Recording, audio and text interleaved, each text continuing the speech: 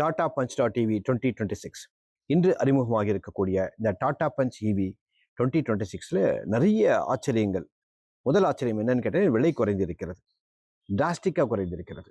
30,000 ரூபாய் துவங்கி 1,85,000 ரூபாய் வரை விலை குறைக்கப்பட்டிருக்கிறது. இந்த ஆச்சரியம் அடங்குவதற்கு முன்பே அடுத்த ஆச்சரியமும் இருக்கிறது. என்னன்னு கேட்டீங்கன்னா, என்னுடைய பேட்டரி சைஸ் அதிகமாக இருக்கிறது. எந்த அளவுக்கு அதிகமாக இருக்கு கேட்டால், இப்போ ஏற்கனவே இருந்த பேட்டரி சைஸ் அப்படின்னு பார்த்தீங்கன்னா நம்ம 25 கிலோவாட் 35 கிலோவாட் தான். ஆனால் இப்பொழுது 25 கிலோவாட் இருந்த பேட்டரி இடத்துல 30 கிலோவாட் பேட்டரியும், 35 கிலோவாட் இருந்த இடத்துல இப்போது 40 கிலோவாட் பேட்டரியும் இருக்கிறது. 40 கிலோவாட் பேட்டரி இருக்கிறதுனால என்னுடைய ரேஞ்ச் என்பதும் அதிகமாக இருக்கிறது. அதாவது என்னுடைய ரேஞ்ச் என்பது இப்போது 468 கிலோமீட்டர் உயர்ந்திருக்கிறது. 468 கிலோமீட்டரா? எஸ், இது அராய் மைலேஜ். ஆனால் ஒரு ரியல் லைஃப் கண்டிஷன் இருக்கு இல்லையா, ஒரு ரியல் வேர்ல்ட் கண்டிஷன்ல என்னோட மைலேஜ் என்பது நிச்சயமாக 375 கிலோமீட்டர் இருக்கும். இதுவே இந்த குறைந்த பேட்டரின்னு வச்சுங்க, 30 கிலோவாட் பேட்டரியா இருக்கும் பட்சத்துல இதனுடைய ரேஞ்ச் என்பது 365 அராய் மைலேஜ் இருக்கும். இதுவே ரியல் வேல் மைலேஜ்னா 265. எப்படி இது சாத்தியம்? விலை குறைந்திருக்கிறது, பேட்டரி சைஸ் அதிகமாக இருக்கிறது, ரேஞ்சும் அதிகமாக இருக்கிறது. ஆச்சரியங்க அதோட அடங்கவில்லை. அது மட்டும் கிடையாது, இதனுடைய சார்ஜிங் டைம் இருக்கு இல்லையா, அதையும் கணிசமாக இவங்க குறைச்சிருக்காங்க. இது இன்னொரு கேள்வியும் வந்துட்டே இருக்கு. இது ஒரு சப் 4 மீட்டர் எஸ்யூவி. அப்படி இருக்கும்போது பேட்டரி வைப்பதற்கான இடம் அதே தான், அதுல எந்த மாற்றமும் பண்ண முடியாது, பெருசா எதுவுமே பண்ண முடியாது. அப்படி இருக்கும்போது சிறிய பேட்டரி இந்த இடத்துல எப்படி பெரிய பேட்டரி வச்சாங்க அப்படின்றதுதான். அதுக்கு என்ன ஒரு சூட்சமம் அப்படின்னு கேட்டீங்கன்னா, ஏற்கனவே இருந்த டாடா பஞ்ச் இவில இருந்தது சிலிண்ட்ரிக்கல் இஎஃப்பி பேட்டரி. ஆனால் இப்பொழுது இவங்க என்ன பண்ணிருக்காங்கன்னா, பூவை நெருக்கி கட்டுற மாதிரி, அதாவது பேட்டரி செல்ஸோட டென்சிட்டி அதிகப்படுத்துற மாதிரி இவங்க பிரிஸ்மேட்டிக் எல்எஃப்பி பேட்டரியை இவங்க பயன்படுத்தியிருக்காங்க. ஸோ அதன் காரணமாகத்தான் அதே இடத்துல, அதாவது சிறிய பேட்டரி இந்த இடத்துல பெரிய பேட்டரியை இவங்களால பொருத்த முடிந்திருக்கிறது. டாடா பஞ்ச் டாட் டிவி 2026 என்னுடைய வெளிப்புற தோற்றத்தில் என்னென்னலாம் மாறி இருக்கு. இப்போதான் வெகு சமீபத்தில் தான் டாடா பஞ்ச் ஐஸ் ஃபேஸ் லிஃப்டாக வந்தது. அதுலேருந்து பல எலிமெண்ட்ஸ் இங்கே இருக்கிறத பார்க்குறோம். முக்கியமாக பழைய டாடா பஞ்ச் டாட் டிவிக்கும் இந்த ஈவிக்கும் உள்ள முக்கியமான வித்தியாசம் இல்லை, லைட்டான வித்தியாசம் தான். என்னென்ன அப்படின்னு பார்க்குறோம். இங்கே பம்பர் பார்த்தீங்கன்னா, இந்த பம்பர் முதல்ல கருப்பு வண்ணத்தில் இருந்தது, இப்போது கிரே வண்ணத்துக்கு மாறி இருக்கிறது. அதே போலவே இந்த 2 ஹெட்லைட்ஸும் இணைக்கக்கூடிய ஒரு எலிமெண்ட்ஸ் பழைய ஈவியில் இருந்தது, பழைய பஞ்ச் ஈவியில் இருந்தது, இப்போ அது கிடையாது. அதே போலவே பார்த்தீங்கன்னா, இந்த 2 டிஆர்எல்ஸ் இருக்கு இல்லையா, டிஆர்எல்ஸ் அதே தான். ஆனால் அந்த டிஆர்எல்ஸ் இணைக்கக்கூடிய ஒரு கனெக்டிங் லைட் இருந்தது, அது இப்போ இல்லை. இந்த காருடைய பக்கவாட்டு தோற்றம் எப்படி இருக்குன்னு பார்க்குறோம். இந்த பக்கவாட்டு தோற்றத்தில் ரொம்ப கம்பீரமா கவரக்கூடிய அம்சமாக இருக்கக்கூடியதுன்னு பார்த்தீங்கன்னா, இந்த 16 இன்ச்சுக்கு இருக்கக்கூடிய இந்த அலாய் வீலும், இங்க இருக்கக்கூடிய தாராளமான இந்த பிளாஸ்டிக் கிளாடிங்னா சொல்லலாம். அதே போலவே இதுக்கு கான்ட்ராஸ்டா இருக்கக்கூடிய இந்த காருடைய கூரையும் சரி, இந்த காரில் இருக்கக்கூடிய மற்ற பகுதிகளும் சரி, பியானோ பிளாக்லயும் ஒரு மேட் ஃபினிஷ்லயும் ரொம்ப அழகா விளையாடுறதை நம்ம பார்க்குறோம். இந்த இடத்துல டாடா டாட் டிவி என்ற முத்திரை இந்த காருக்கு ஒரு தனி அந்தஸ்தை கொடுக்கறதை நாம இங்க பார்க்க முடியுது. முக்கியமான விஷயம் என்னன்னு கேட்டீங்கன்னா, இது ஒரு எலக்ட்ரிக் வாகனம், மின்சார வாகனம். பேட்டரி இங்க தான் இருக்கு. ஸோ இந்த பேட்டரி இங்க நம்ம சேரலையோ சகதிலையோ தண்ணியிலையோ போறோம்னா என்ன ஆகும் அப்படின்னு கேட்கணும் இல்லையா. இதுல ஒரு விஷயம் என்னன்னு கேட்டீங்கன்னா, இந்த தண்ணி அப்படின்னு சொல்ல ஞாபகம் வருது. இப்போ பேட்டரின்றது இங்க இருந்து ஆரம்பிச்சு இது மட்டும் இங்க இருக்குன்னா, இப்போ இந்த சைஸ் இருக்குல்ல, அதாவது ஹெட்லைட் மட்டும் தண்ணி வந்தா கூட, அதாவது 465 mm அளவுக்கு தண்ணீர் வந்தாலும் கூட, தண்ணீரில் நீந்தினாலும் கூட இந்த பேட்டரி ஒன்றும் ஆகாது அப்படின்றதுக்கு ஒரு ஆக்சுவலா ஒரு ப்ரொமோ ஒன்று காட்டினாங்க, அதை பார்த்தோம். அதே போலவே இந்த திருவிழால நெருப்பு மிதிப்பாங்கல்ல, அது போல இருக்கக்கூடிய நெருப்பா இருக்கு, அதுலதான் இந்த காரு புகுந்து வருது. இது ஆக்சுவலா ஒரு விளம்பரத்துக்காக எடுக்கப்பட்ட ஒரு படமாக இருந்தாலும் கூட, ஒரு எல்லாம் யூஸ் பண்ணாம எடுத்திருக்காங்க. அந்த படம் இது ஆக்சுவலா ஹீட் ரெசிஸ்டண்டா அந்த கார் இருக்குன்றதையும் நிரூபிக்க முடியதா இருந்தது. பேட்டரியில புழுதி பட்டா என்ன ஆகும், மண் பட்டா என்ன ஆகும்லாம் பல கேள்விகள் இருக்கும் இல்லையா, அதற்கும் இது ஈடு கொடுக்கும். IP67 ரேட்டட் பேட்டரி இது. ஸோ கிரவுண்ட் கிளியரன்ஸ் பார்த்தீங்கன்னு வச்சுக்கோங்க, இது 195 mm அளவுக்கு ரொம்ப தாராளமான கிரவுண்ட் கிளியரன்ஸா இருக்கு. அதனால எத்தனை பெரிய ஸ்பீட் பிரேக்கராக இருந்தாலும் சரி, மேடு பள்ளங்களாக இருந்தாலும் சரி, இது ரொம்ப ஈஸியாக இது நெகோஷியேட் பண்ணக்கூடியதாக இருக்கும். இந்த காரினுடைய பின்பக்கம் எப்படி இருக்குன்னு நாம் பார்க்குறோம். இந்த பின்பக்க அழகுக்கு ஒரு முக்கிய காரணமா இருக்கக்கூடியது என்னன்னு கேட்டீங்கன்னா, இங்க இருக்கக்கூடிய இந்த டெயில் லேம்ப்ஸும், இந்த 2 டெயில் லேம்ப்ஸும் இணைக்கக்கூடிய இந்த கனெக்டிங் பாரும் தான். இந்த கனெக்டிங் லைட் பார் இருக்குல்ல, ரொம்ப அழகா இருக்கு. அதே போல இங்க டீஃபாகர் இருக்கு. காரோட முன்பக்கத்துல ரெயின் சென்சிங் வைப்பரும் இருக்கிறத நம்ம பார்க்க முடியும். இங்க இருக்கக்கூடிய இந்த ஸ்பாய்லரும் சரி, இங்க இருக்கக்கூடிய ஷார்ப் எல்லாம் சரி, இது சரியக்கூடிய அந்த ஒரு ஆங்கிளும் சரி, எல்லாமே இந்த காருக்கு ஒரு கவர்ச்சியை கூட்டுவதாக இருக்கிறது. அடுத்ததாக நம்ம பார்க்கறது என்னன்னு கேட்டீங்கன்னா, இங்க இருக்கக்கூடிய ஸ்கிட் பிளேட் தான். இந்த ரியர் ஸ்கிட் பிளேட் என்பது ஒரு நல்ல ஒரு சாம்பல் வண்ணத்துல ரொம்ப கம்பீரமா நல்ல டிசைன்ல இருக்கிறத பாக்குறோம். இங்க ஒரு ஸ்டாப் லைட்டும் இருக்கு. சரி, இங்க நிறைய சென்சார்ஸும் கொடுத்துருக்காங்க. ஏன்னா இந்த கார்ல 360 டிகிரி கேமராவும் இருக்கு. ஸோ ஏற்கனவே இருந்ததை போல அதே அளவுக்கு தான் இந்த கார்லையும் வந்து ஆக்சுவலா வந்து பெட்டி படுக்கைகளை அடுக்குவதற்கு இங்க இடம் இருக்கு. ஸோ இங்க வந்து ஒரு குறைந்தபட்சம் வந்து ஒரு 4 பெட்டி படுக்கைகளை எடுக்க முடியும். இந்த காரினுடைய கேபின் எப்படி இருக்கு அப்படின்னு பாக்குறோம். கேபின் பாக்குறதுக்கு முன்பாக நம்ம உட்கார்ந்துருக்க சீட்ல இருந்தே ஆரம்பிக்கலாம். இந்த சீட் வந்து ரொம்ப சௌகரியமா இருக்கு. இந்த கார் வந்து உயரத்தையும் நம்ம அட்ஜஸ்ட் பண்ணிக்க முடியும், முன்னோக்கியோ பின்னோக்கியோ எடுத்துக்க முடியும். ஆனா எல்லாமே மேனுவலா தான் பண்ண முடியும். ஆனாலும் இது வந்து ஒரு வென்டிலேட்டட் சீட். ஸோ குளிர்ந்த காற்று வரக்கூடிய இந்த சீட் வந்து வெயில் காலங்களில் ரொம்ப இதமாகவும் சௌகரியமாகவும் வசதியாகவும் இருக்கக்கூடிய ஒன்று. இங்க நல்ல ஆம்ரெஸ்ட் கொடுத்துருக்காங்க. இந்த ஆம்ரெஸ்ட் வந்து ரொம்ப சௌகரியமா இருக்கு. டிரைவர் சீட்டுக்கு இருக்கிறது போல இந்த கோ டிரைவர் சீட்டுக்கும் இந்த வசதி இருக்கு. இந்த கார் முழுக்கவே இரட்டை வண்ணத்தில் தான் இருக்கு. இந்த டேஷ்போர்டும் இரட்டை வண்ணத்தில் தான் இருக்கு. நம்ம கவரக்கூடிய அம்சங்கள், நம்மளுடைய கவனத்தை பெறக்கூடிய அம்சங்களாக இந்த 2 திரைகளும் இருக்கு. இது ரெண்டுமே வந்து ஆக்சுவலா 10.25 இன்ச்சஸ் கொண்டது. இந்த தொடுதிரை இருக்கு இல்லையா, இந்த தொடுதிரை வந்து ஒயர்லெஸ்ஸாவே ஆப்பிள் கார்ப்ளே, ஆண்ட்ராய்டு ஆட்டோ போல வசதிகள் இதுல இருக்கு. முக்கியமா இல்ல ஆர்கேட் ஈவின்னு விஷயம் இருக்கு.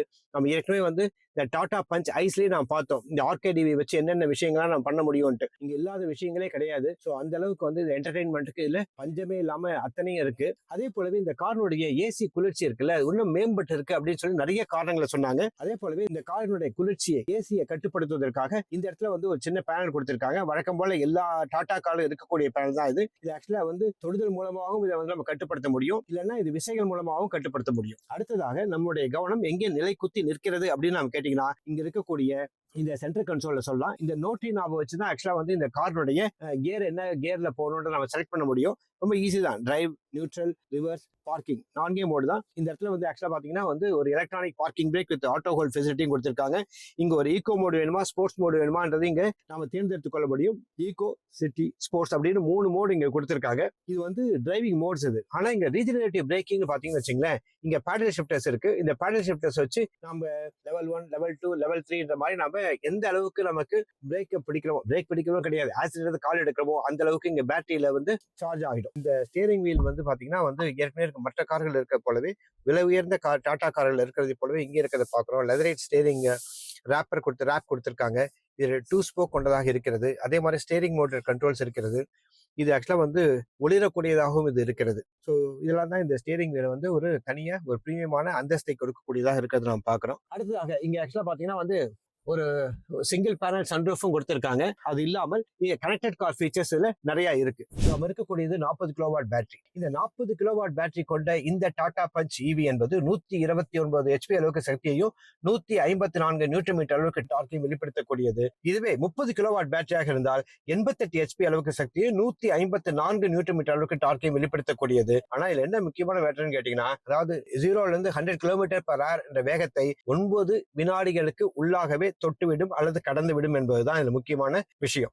இல்ல கிரேடபிலிட்டி அப்படின்னு கேட்டீங்கன்னா, ஒரு ஸ்டீப்பான ஒரு பகுதியில கூட 32 டிகிரி அளவுக்கு ஸ்டீப்பா இருந்தா கூட இதை வந்து ரொம்ப தாக்குப்பிடித்து ஏறக்கூடிய ஒரு வல்லமை படைத்த ஒரு கார் சொல்லியிருக்காங்க. இந்த கார்ல இருக்க முக்கியமான அம்சம் என்னன்னு கேட்டீங்கன்னா, இந்த ஹைபீம் அலர்ட் ஒன்று கொடுத்திருக்காங்க. ஹைபீம் அலர்ட் தொடர்ச்சியாக நகர்ப்புறங்கள்ல நம்ம இரவு நேரங்களில் சாலை போடும் போது ஃபுல் பீம்ல வந்து ஆக்சுவலா வந்து நம்ம வண்டி ஓட்டிட்டே இருந்தோம்னு வச்சுங்களேன், அப்ப என்ன ஆகும்னு கேட்டீங்கன்னா, டிரைவருக்கு அலர்ட் கொடுக்கும், தம்பி நீ வந்து அடுத்த எதிரில் வரக்கூடிய மற்ற வாகன ஓட்டிகளுக்கு நீ ரொம்ப தொந்தரவு கொடுத்துட்டு இருக்க, அதனால நீ கொடுக்காத, ஹை பீம்ல இருந்து லோ பீமா மாத்து அப்படின்னு எச்சரிக்கை கொடுக்கும். இது ரொம்ப நல்ல விஷயம். இது அதே போலவே இன்னொரு புதிய விஷயம் என்ன அறிமுகப்படுத்திருக்காருன்னு கேட்டீங்கன்னா, இந்த இடத்துல இங்க நீங்க பாக்குற மாதிரி இந்த கைப்பிடியில இந்த கண்ணாடியோடைய ஏற்றுவதற்கோ இறக்குவதற்கோ இருக்கக்கூடிய அந்த விசை இருக்குல்ல, இந்த விசை வந்து ஐ டாகல் அப்படின்னு ஒரு பேர் கொடுக்குறாங்க. சரி, பேர் என்னவானாலும் இருக்கட்டும், ஆனா இது பயன்பாட்டுக்கு ரொம்ப சுலபமா இருக்கு. பாதுகாப்பு அப்படின்னு பாத்தீங்கன்னா, ஏற்கனவே வந்து இந்த பாரத் என்கேப்ல 5 நட்சத்திரங்கள் வாங்கிய கார் தான் வந்து இந்த டாடா பஞ்ச் ஈவி என்பது.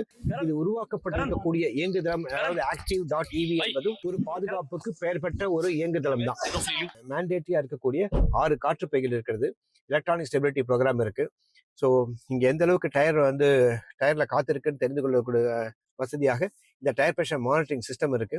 இந்த பின் இருக்கைகள்ல இந்த குழந்தைகளுக்கான ஐசோஃபிக்ஸ் சீட்ஸ் சொல்லுவாங்க இல்லையா, அதற்காக பொருத்துவதற்கான ஹூக்ஸும் இருக்கு. 360 டிகிரி கேமரா இருக்கு. எல்லாவற்றுக்கும் மேலாக இங்க வந்து ஆக்சுவலா பாத்தீங்கன்னா வந்து இந்த பிளைண்ட் ஸ்பாட் மானிட்டரும் இருக்கு. இந்த பின் செட்ல எந்த மாற்றமும் இல்லை. ஆனா இந்த டாடா பஞ்சுக்கு என்ன பலமோ அந்த பலம் இதுலயும் ரீட்டைன் ஆயிருக்கு. இப்போ நீங்க பாக்குற மாதிரிதான். இப்போ இது வந்து ஆக்சுவலா வந்து ஒரு பெரிய கார் கிடையாது, ஆக்சுவலா வந்து ஒரு சிறிய கார் தான். பட் இருந்தாலும் கூட நம்ம தை சப்போர்ட் பார்த்தீங்கன்னா எந்த அளவுக்கு இருக்குன்ட்டு ரொம்ப வசதியா இருக்கு. நல்ல சப்போர்ட் இருக்கு. சரியான வந்து ஒரு அழுத்தத்துல ரொம்ப ஹார்டாகவும் இல்லாமல் ரொம்ப சாஃப்டாகவும் இல்லாமல் சரியான அழுத்தத்தில் இருக்கிறதுனால இது கூடுதலான வசதியை நம்ம கொடுக்குது. அது மட்டும் கிடையாது, இந்த ஆக்சுவலாக இந்த சாய்மானம் என்பது ஒரு சரியான ஆங்கிள் இருக்கு.